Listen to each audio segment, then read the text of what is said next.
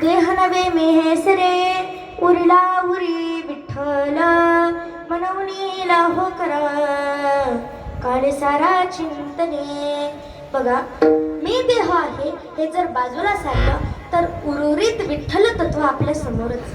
मग आता तो तुकोबारायांसोबत बोलला 5 मिनिट, पण त्याचा मी हा 50 पैसाला. आणि मी जो आहे हा अहंकार आहे.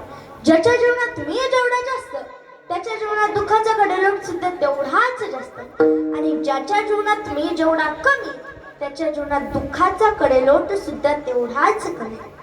म्हणून मी जो आहे हा अहंकार आहे. आणि हा अहंकार गेला की तो दुसऱ्या क्षणी देवच गेला. अहंकार गेला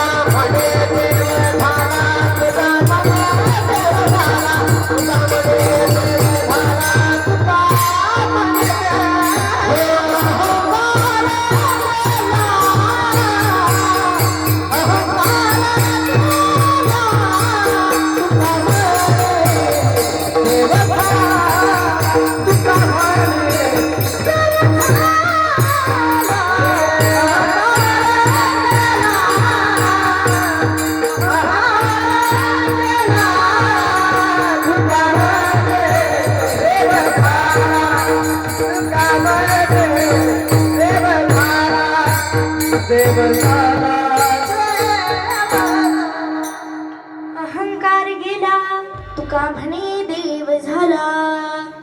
आणि हा अहंकार कशाचा येणार? काही जणांना मी खूपच सुंदर आहे याचा अहंकार आहे, तर काही जणांना माझ्याकडे खूप मोठी प्रॉपर्टी याचा अहंकार आहे. काही जणांना माझ्याकडे खूप मोठा बंगला आहे, माझ्यासारखा बंगला जगात नसेल याचा अहंकार आहे. तर कुणाला माझ्याकडे खूप मोठी गाडी याचा अहंकार आहे. आणि हा अहंकार जर आपल्या मानगुटीवर बसला तर म्हणायचं दुःखाला सुरुवात झालीच म्हणायचं. म्हणून अहंकार जो आहे हा बाजूला सरा. मी हे बाजूला सरा. देह नवे मी हे सरे उरला उरी विठ्ठल विठ्ठल विठ्ठल.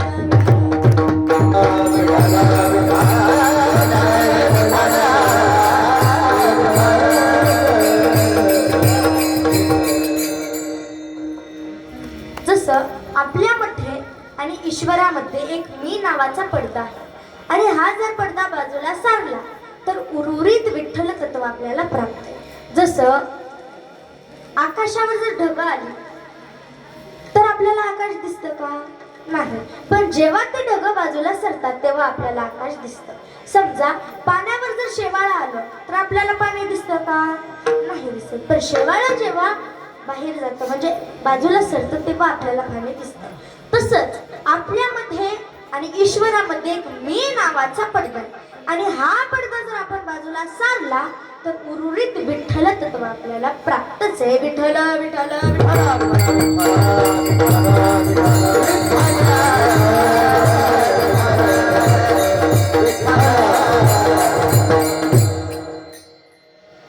आपल्याला याच्यामुळे दुःख होतं कारण मी देह आहे असं आपण म्हणतो. कारण आत्म्याने या देहाशी संगत धरली म्हणून मी देव आहे हे तो विसरूनच गेलाय आणि मी देह आहे हे त्याच्यामुळे. जसं विचारसागरामध्ये सांगितलेलं आहे बघा, चिदाभासाने बुद्धीवरचे सगळे धर्म आपल्यावरती घेतले म्हणून चिदाभासाला एवढं दुःख भोगावं लागतं. तसं या आत्म्याने या देहावरचे सगळे धर्म हे आपल्यावरती घेतलेत म्हणून त्याला एवढं दुःख भोगावं लागतं. या आत्म्याने या देहाशी संगत धरली म्हणून त्याला एवढं दुःख भोगावं लागतं. जसं समजा बाबा तुम्हाला जर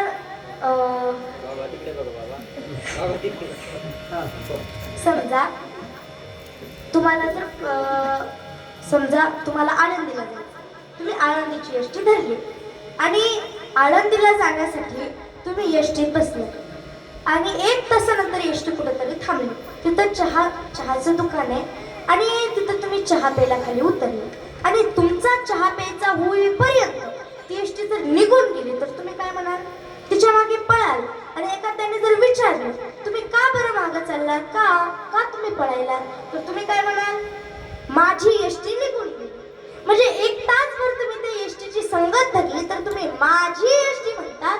तसं या आत्म्याने तर या देहाशी अनंत काल संगत धरली म्हणून हा आत्मा सुद्धा हा जीव सुद्धा मी देह आहे असं म्हणतोय. मी देव आहे हा तो विसरून गेलाय आणि मी देह आहे हे त्याच्या मनात आहे. विठ्ठल विठ्ठल.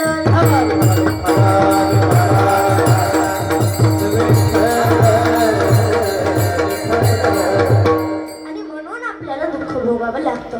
अजून त्याचं एक कारण आहे की आपल्याला का दुःख भोगावं लागतं, कारण आपण हे जग जे आहे हे सत्य मानतो म्हणून. जसं स्वप्न मिथ्या आहे, मिथ्या म्हणजे खोटं, जसं स्वप्न खोटं आहे तशी जागृती सुद्धा मिथ्याच आहे. आता जागृती कशी बरं मिथ्या, तर जागृतीतले पदार्थ हे स्वप्नामध्ये उपयोगी पडत नाहीत म्हणून जागृती मिथ्या. विठ्ठल विठ्ठल विठ्ठल.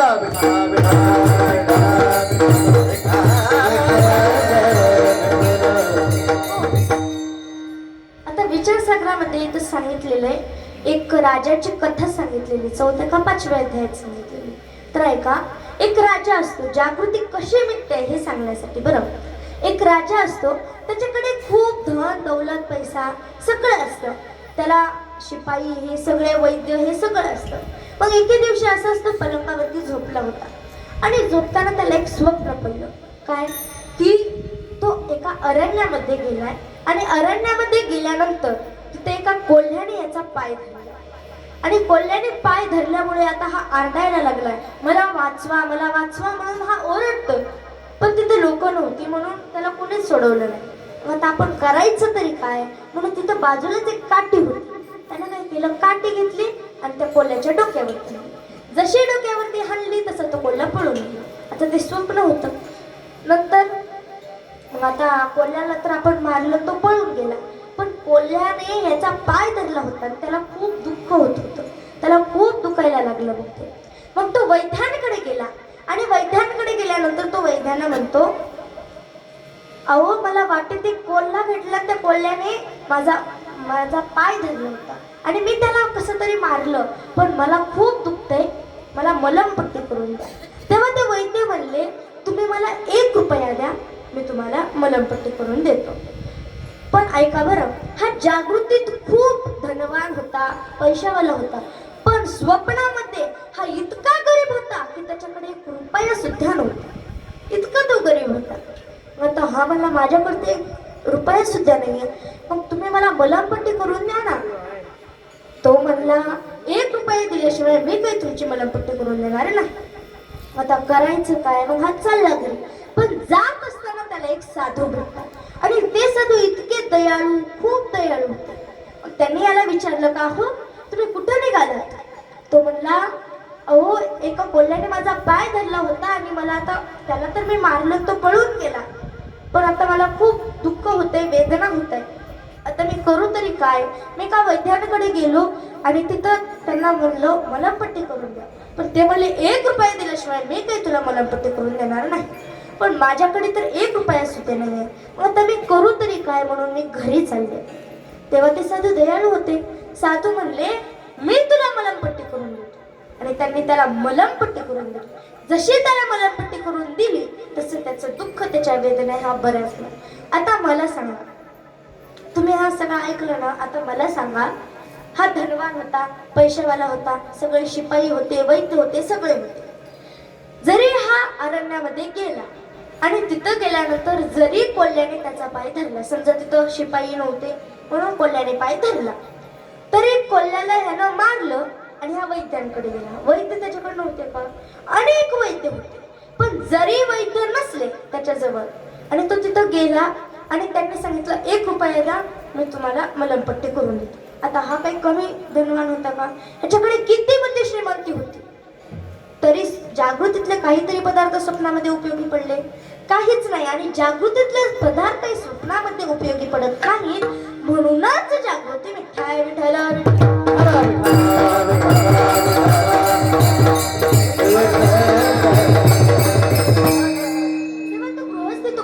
म्हणतो, तुम्ही काय म्हणता जागृती मिथ्या म्हणजे खोटी, पण आम्हाला जो आनंद होतो तो विषय भोगापासूनच होतो. मग आनंद होतो तरी कसा आहे? जागृती तर मिथ्या आहे, जग तर खोटे असं तुम्ही सांगतात, तर मग होतो तरी आनंद कसा? तर ते सुद्धा विचारसागरामध्ये सांगितलेलं आहे की विषय भोगापासून हे जग कसं आहे? खोटं आहे. आणि याच्यातले जे पदार्थ आहेत हे सुद्धा खोटच आहे. आणि या पदार्थापासून तुम्हाला जे सुख होतं, खोट्या पदार्थापासून झालेलं सुख हे सुद्धा खोटच आहे. आणि खोट्या पदार्थापासून झालेलं दुःख हे सुद्धा खोटच आहे. फक्त काय खरंय तर आत्मा आणि आत्म्याचं सुख, आत्म्याचा आनंद हे खरं आहे. मग आता आपल्याला सुख दुःख होतं तरी कसं? तर आहे का, समजा तुम्हाला गुलाबजामुन खायची इच्छा आणि गुलाबजामुन खाण्यासाठी तुम्ही गेलात आणि तिकडून तो येतोय, वाढतोय गुलाबजामुन आणि सगळ्यांना 4 वाढतोय तो.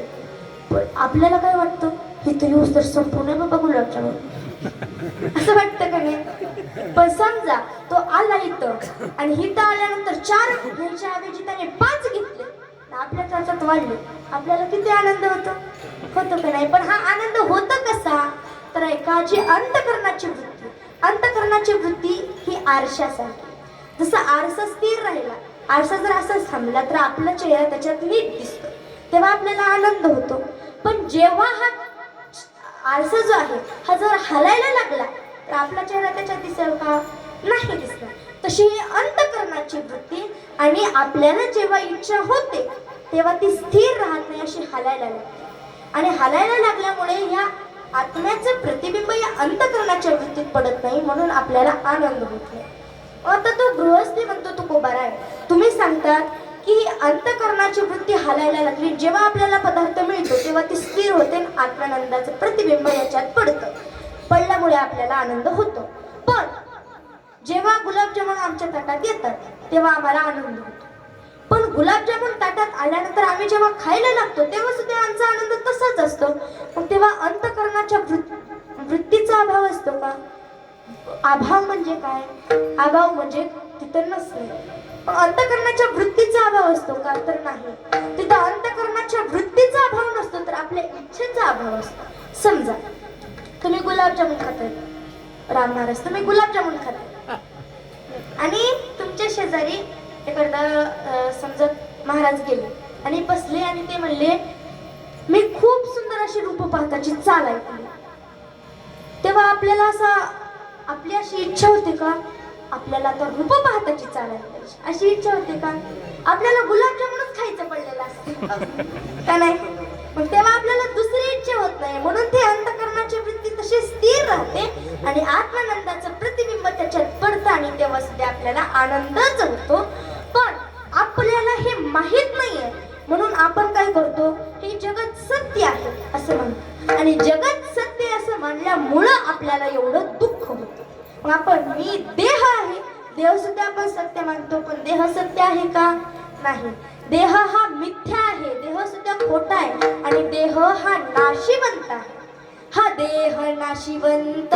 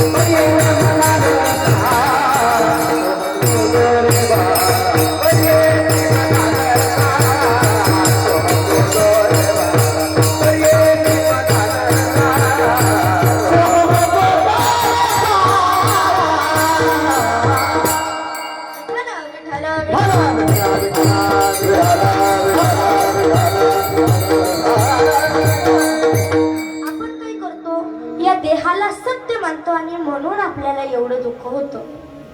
आपण या देहाची संगत धरली म्हणून सुद्धा आपल्याला एवढं दुःख होतं आणि आपण हा देह हे जग सत्य मानतो म्हणून सुद्धा आपल्याला एवढं दुःख होतं. पण खरं म्हणलं तर मी देह आहे हे जर बाजूला सारलं तर उर्वरित विठ्ठल तत्व तुम्हाला समोर दिसतं. पण त्या विठ्ठल तत्वापर्यंत जाण्यासाठी तुम्हाला घाई करावी लागेल, गडबड करावी लागेल, भगवंताचं नामचिंतन करण्याची घाई करावी लागेल. तेच महाराज भंगाच्या दुसऱ्या चरणात सांगतात.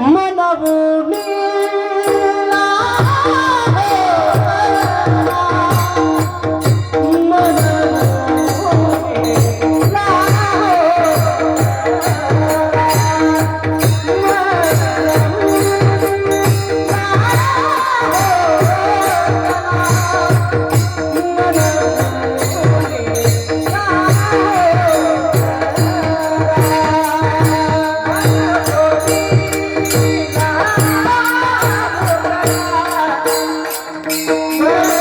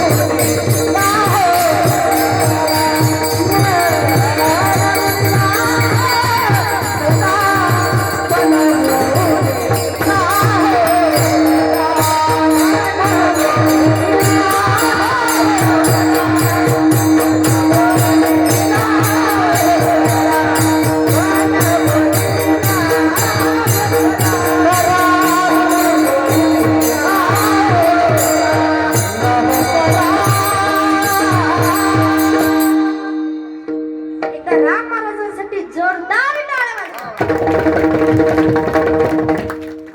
मनवडीला हो करा काळ सारा विठाळ विठाल